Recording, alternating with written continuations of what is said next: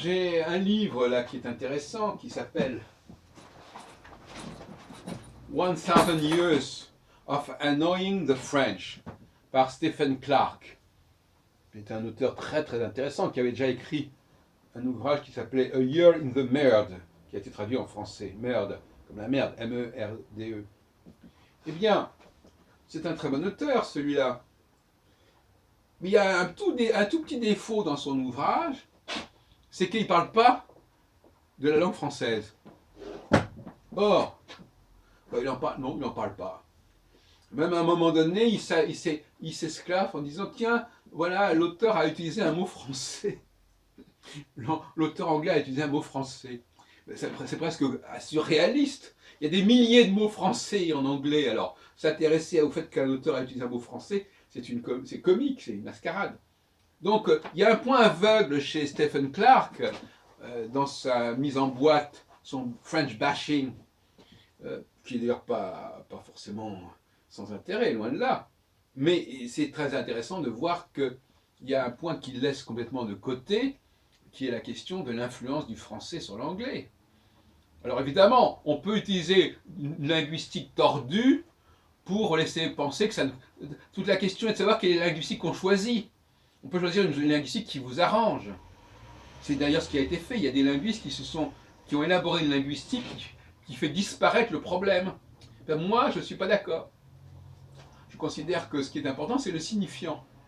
Donc les Anglais préfèrent utiliser des mots français, quitte à les prononcer à leur façon, quitte à leur donner des significations à leur façon, mais ce sont ces mots qui sont là.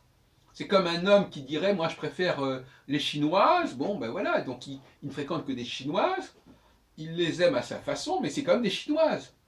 Et c'est celle-là qu'il veut.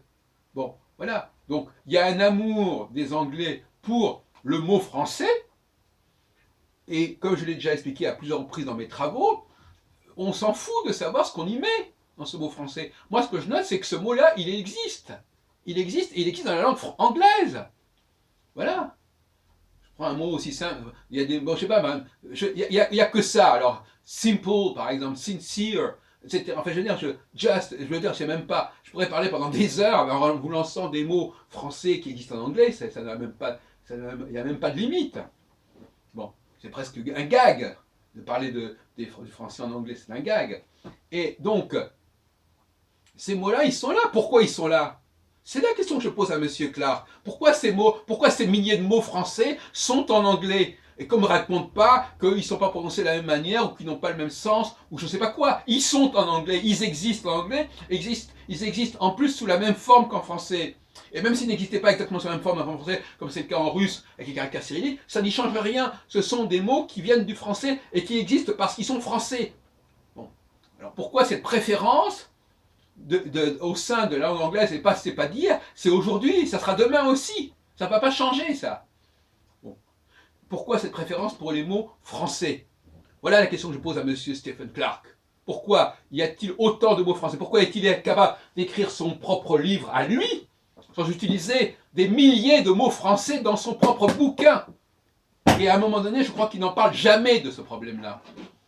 Alors que c'est sa propre matière linguistique qui trahit le problème. C'est presque une sorte de... C'est un problème, ça, c'est invraisemblable.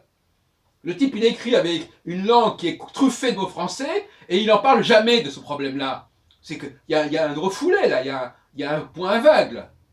Bon, alors effectivement, il faudrait répondre à M. Clark en lui envoyant dans la gueule tous les mots français qui sont utilisés pour n'importe quoi, pour n'importe quel magazine, pour n'importe quel livre.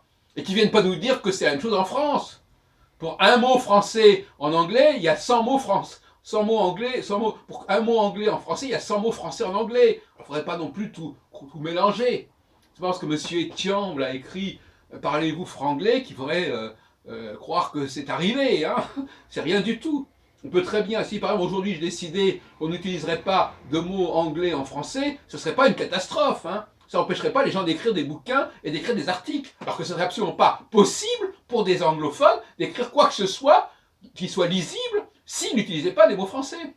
C'est pour ça que j'ai proposé d'ailleurs qu'il y ait des royalties pour les mots français qui sont utilisés dans le monde. Absolument. Et ça apporterait un élément important à l'économie française et à l'Europe en général. Donc il ne faudrait pas exagérer.